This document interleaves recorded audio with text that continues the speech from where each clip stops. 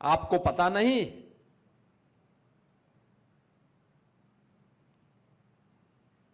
जब यहां पे Uttar Pradesh public service commission के चेयरमैन के रूप में ऐसे व्यक्ति को इसने अध्यक्ष बना दिया था जो उसके योग्य ही नहीं था,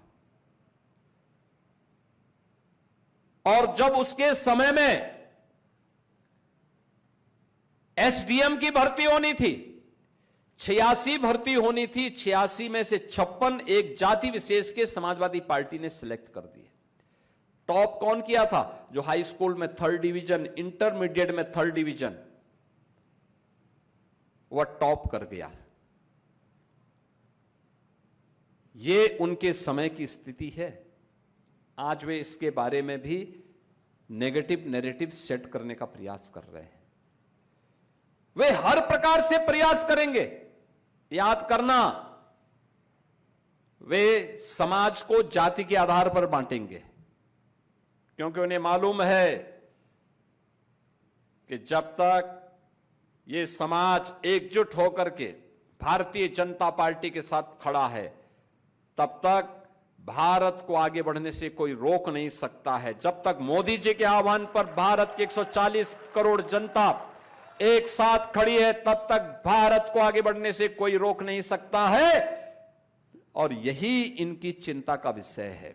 इसलिए वह पहले समाज को बांटने का पाप कर रहे हैं, जाति के आधार पर फेक अकाउंट गठित करके एक जाति से दूसरी जाति को गाली दे रहे हैं, दूसरी जाति को दूसरी जाति को गाली दे रहे हैं, और फिर जातियों को आपस में लड़ाने का पाप कर रहे हैं। उसके नाम पे धरना प्रदर्शन करवाते हैं। थोड़ा सा मौका मिलता है, याद रखना, इनकी संवेदना किसी गरीब के प्रति नहीं, किसी किसान के प्रति नहीं, किसी गरीब परिवार के प्रति नहीं है। इनकी संवेदना माफियाओं के प्रति होती थी। आज उत्तर प्रदेश माफिया मुक्त है, गुंडा मुक्त है, अपराधियों से मुक्त है, उपद्रव से मुक्त है, कर्फ्यू से मुक्त है। इस समाजवादी पार्टी को कैसे स्वीकार्य हो सकता है? कांग्रेस इसको कैसे स्वीकार कर सकती है? क्योंकि उन्होंने तो प्रदेश में कर्फ्यू दिया था, उन्होंने प्रदेश में दंगे दिए थे, उन्होंने प्रदेश में उपद्रव दिए थे, उन्होंने प्रदेश में लूट खसोट दिया था, उन्होंने प्रदेश में अराजकता दी थी, और उसी अराजकता का शिकार बनाने के लिए इनके द्वारा लगातार शरारतें की जा रही हैं, लगातार शरारतें की जा रही हैं। लगातार कभी वह जाति जाति को भड़काने का काम करते हैं, कभी किसानों को भड़काने का काम करते हैं, कभी युवाओं को भड़काने का काम करते हैं, और कभी छात्रों को भड़काने का काम करते हैं। आपने देखा होगा कैसे समाजवादी पार्टी और कांग्रेस के गुंडे दिल्ली में संसद सत्र का घेराव करने का काम किया, कैसे घेराव किए, कैसे तोड़फोड़ कराए छात्रों को बदनाम करने के लिए। आपको याद होगा सिटीजनशिप अमेंडमेंट एक्ट के दौरान भी जब प्रधानमंत्री मोदी जी और माननीय गृह मंत्री श्री अमित शाह जी ने देश के अंदर सिटीजनशिप अमेंडमेंट एक्ट यानी नागरिकता अधिनियम का कानून पास किया, और इस कानून के तहत था कि अफगानिस्तान, पाकिस्तान, बांग्लादेश, म्यांमार से कोई भी हिंदू, सिख, बौद्ध, जैन अगर भारत के अंदर आया है, 5 साल पहले आ चुका है, तो उसको भारत की नागरिकता दी जाएगी, भारत के अंदर सम्मानजनक ढंग से उसको बसने की सुविधा दी जाएगी। तो कांग्रेस, समाजवादी पार्टी और इनके अन्य सेकुलर दलों ने विरोध किया। मुस्लिम संगठन विरोध में आए, लंबे समय तक इनके द्वारा आंदोलन किया गया। आप मुझे बताओ, बांग्लादेश, पाकिस्तान या अफगानिस्तान के अंदर हिंदुओं पर, सिखों पर अत्याचार होगा, बौद्धों पर अत्याचार होगा, जैनियों पर अत्याचार होगा, कहां जाएगा वो व्यक्ति?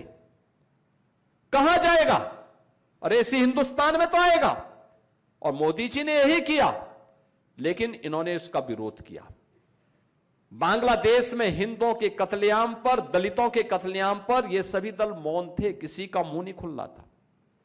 पाकिस्तान में जब कत्लेआम होता है इनका मुंह बंद हो जाता है, लोग कुछ नहीं बोलते। देश के अंदर कहीं हिंदू विरोधी दंगे होते थे, ये सभी दल मौन हो जाते थे। कांग्रेस के समय में जब कश्मीर में हिंदुओं का कत्लेआम होता था, कश्मीरी पंडितों का कत्लेआम होता था, इनका मुंह बंद हो जाता था।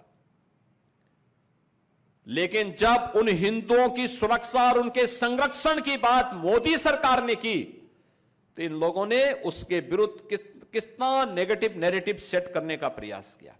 उसके खिलाफ धरना, प्रदर्शन, आंदोलन, तोड़फोड़, आगजनी, ये सब करने का प्रयास किया था। और ये वहां तो दिल्ली में तो क्या ही, इन्होंने यूपी में भी, देश के अलग अलग राज्यों में भी तोड़फोड़ करने का प्रयास किया था। जब उसमें विफल हो गए, उसके बाद इन्होंने किसानों को भड़काना शुरू किया।